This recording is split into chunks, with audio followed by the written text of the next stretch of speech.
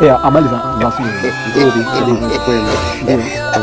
Kama nimekuja kuulizia pesa alikuambia sasa mwezi na mtukufu wa mwezi na hela yako. Nakufundisha watoto wangu. Sasa bora hata umekuja. Yaani bora hata umekuja. Kwanza inabidi tuupishe mwezi.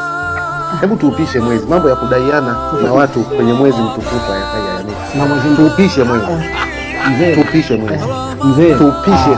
Ninaomba mwezi mtukufu unatakiwa uwe msafi, usikae na ndio maana na mimi tuupishe nini? Na mimi na familia na tuupishe mwezi. Angalia namna ya kunilipa na angalia namna ya kunilipa. Yaani tutaangalia lakini hebu tuupishe.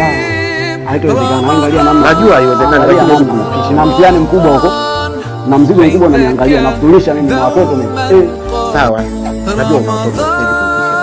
Haiwezekani. Angalia. Hela ipo lakini sasa unitoe ndani bila kunipa hela yangu. Unitoe ndani. Niangalie sehemu inayowafikia Mbona kutoka nje ndio hela ipo. Ila nikiwa ndani hela. Nataka nichukue hela kuna sehemu wanaficha. Angalia namna ya kunipa hela. Basi wewe subiri hapa nikupe. Nje natoka hadi dakika moja tu nakupa hela yako.